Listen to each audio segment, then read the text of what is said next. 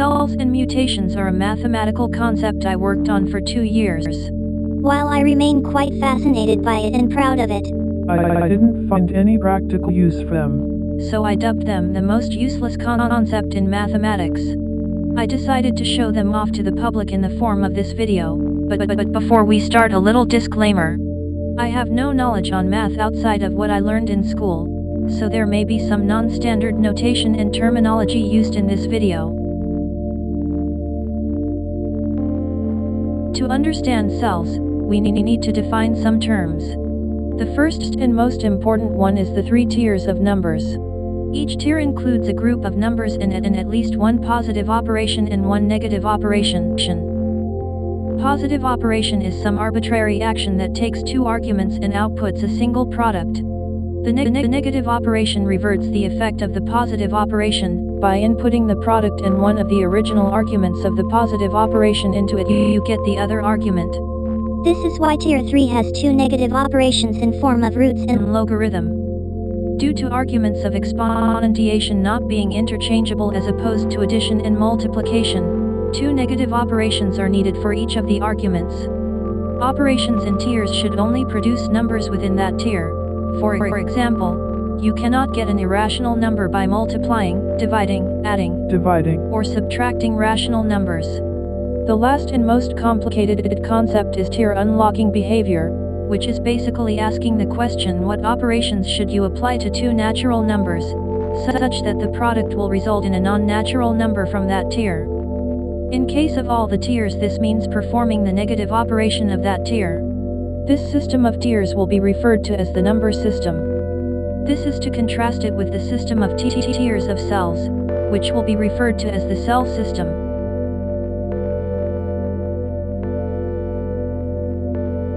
Now let's talk about cells.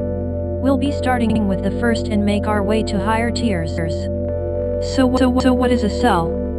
A cell is a pair of 2 elements, a head and a tail. In the first tier in the cell system, those 2 elements can only be integers. Cells can be reversed, which means swapping their heads and tails. Operations on cells are called mutations and are similar to those in the number system. They both take 2 arguments and output a single product. From now on, the first argument in any mutation will be called the mutated, while the second will be called the mutator. Now onto the positive mutation of tier 1. It's called cell addition and its formula looks like this. It outputs a cell which has the sum of mutated's head and mutator's tail as its head and the difference between mutator's head and mutated's tail as its tail. Because the arguments for cell addition are not interchangeable, 2 negative mutations are needed, similarly to tier 3 of the number system. The 2 mutations are active cell subtraction and passive cell subtraction, for recovering either the original mutated or mutator respectively. The formula for active cell subtraction is quite similar to the one of cell addition, with the only being difference that the head of the product is a difference, not a sum. The one for the passive cell subtraction, however, is different to both of them. The product has its head be the sum of heads and its tail be the difference between tails, then the product is reversed.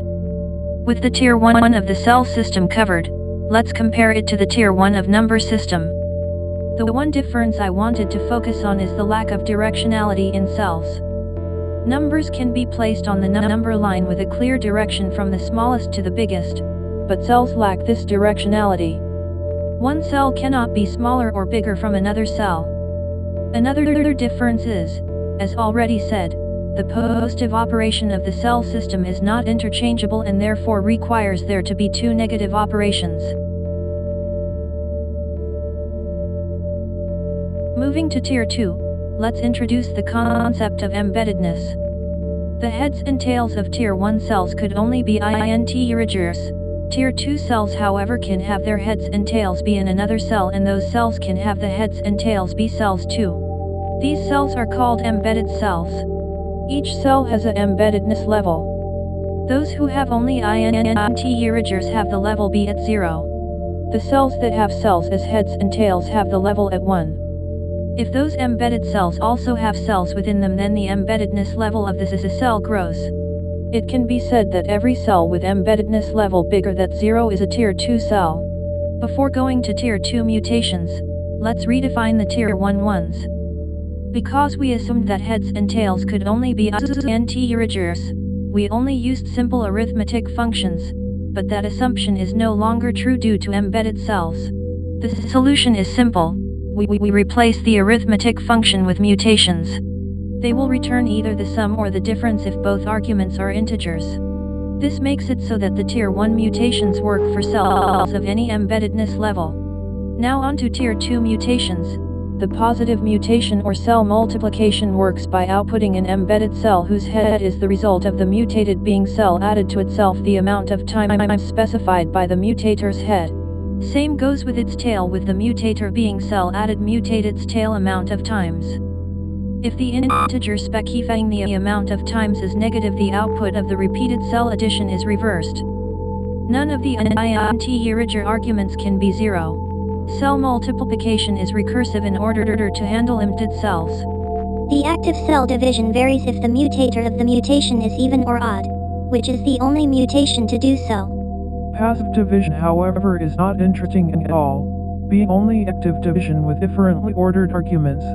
Comparing Tier 2 of the cell system to that of the number system, besides the differences already pointed out, the difference is in the tier unlocking behavior. In the number system, the operations that unlocked the tiers were negative, while in the cell system those mutations are positive. Returning to embeddedness levels, so far embedding levels were indicated by integers, but what if they were indicated with cells? This how we get Tier 3 cells. Cells with embeddedness level indicated with a cell, or simply cell embedded cells, have their heads and tails be stacks of cells, which are called towers. The head of the cell indicating the embedding level shows how embedded each cell is in the towers, while its tail show how tall each tower is. All cells in towers are ordered, from top to bottom. When a tower is an argument of a mutation, then the output is a tower where each cell underwent the same mutation as the tower, as the same argument as the tower, and the other argument is either a cell at the same position if the other argument to the tower is another tower, or if the argument is a single cell then that cell. Tier 3 mutations aren't that interesting, so I won't talk about them that long. The formula for cell exponentiation should be on the screen.